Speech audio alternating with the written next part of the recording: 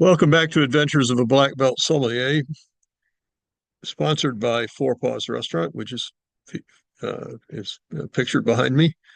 The iconic fine dining restaurant in St. Paul, Minnesota, located in this beautiful mansion built in 1870, beautifully restored mansion with wonderful food and attentive professional service and pretty good sommelier, I hope.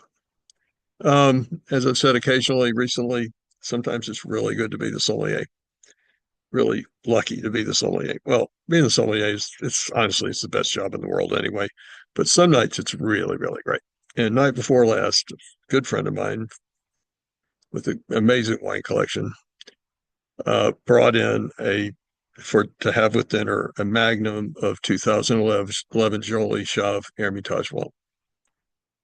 Um, a few years ago, Wine Spectator said that Jolie Chave is the greatest winemaker in the world.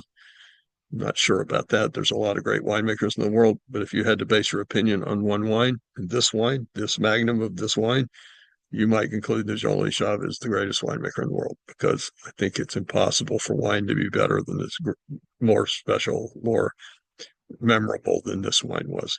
I knew it had a chance to be great because the cork was, as they say, strong like bull.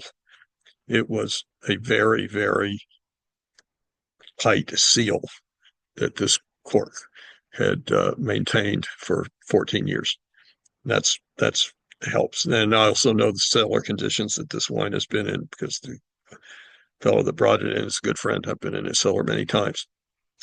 Um, one of the things people tell me a lot in my professional life is that they only like red wine. The redder the better, the darker the better, the drier the better. But occasionally they then tell me that their favorite red wine is Quilt Cabernet, which isn't dry. But I think the reason a lot of people think red wine is better than white is because they drink white wine too cold. They drink it straight out of the refrigerator, which is 35 degrees, and most white wines should be served at 50 degrees, or ideally served at 50 degrees. That's a big difference. And if you served your favorite red wine at 35 degrees, you would think it was boring because so much of what you enjoy in wine comes from the aroma and bouquet of the wine. And when wine is 35 degrees, it has no aroma or bouquet, none. So it has no flavor. But anyway, having said that, this wine is this wine is magical.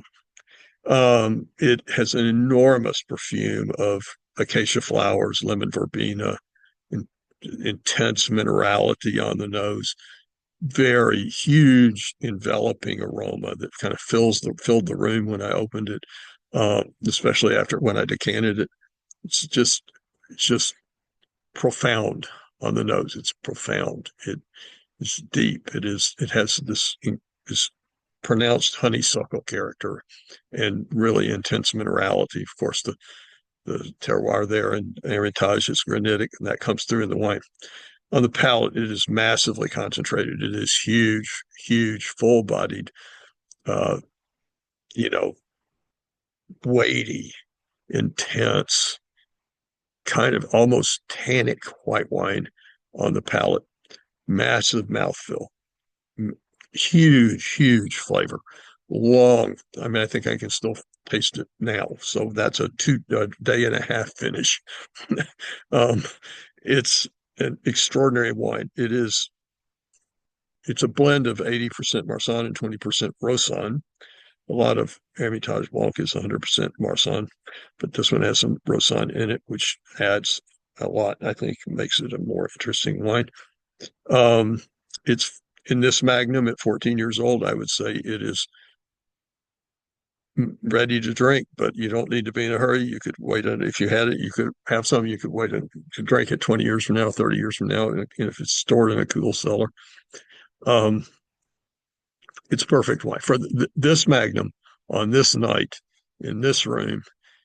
It was perfect. It was a perfect wine. It was one of the more memorable wines I've tasted in a long, long time. Now every bottle's different, and a bottle's going to be different than a Magnum, and a double Magnum's going to be different than a Magnum. Every bottle's different. When you start to get with a little bit of age, every bottle's different. So I can't say that if you open a bottle or you open a magnum, that your bottle or magnum will be as incredible as the one I opened night before last. But even if it's not quite that good, it will still be an extraordinary, magnificent, magical, memorable wine that you'll never forget. It is absolutely a stunning masterpiece of wine. 2011 Jean-Louis Chave Hermitage Blanc. It's not inexpensive. It is a pretty expensive wine, but if you can find some and you can afford some, you should buy all you can afford. You will be glad you did. Come by and see me at Four Paws soon, I hope. It's a wonderful restaurant. The food's fantastic. The service is great. And we have, as I've said before, we have the Wine Spectator Wine of the Year in our wine cellar. We have the number 3 wine on the Wine Spectator list for 2024 in our wine cellar. You could drink one night, the other one another night. You can drink both the same night. You can have the 2021 Dole Melcher, the Carmenere from Chile that was the wine of the year last year. You can have the Tignanello 2021 Cabernet Sauvignon from Tuscany. It's always a great wine. It's always one of everybody's favorite red wines. In this vintage, it's extraordinary. We have both, and I think we have them at pretty reasonable prices. They're not cheap, but we're not gouging you because of their status on the list. Come by and see me. You'll be glad you did. It's a wonderful restaurant.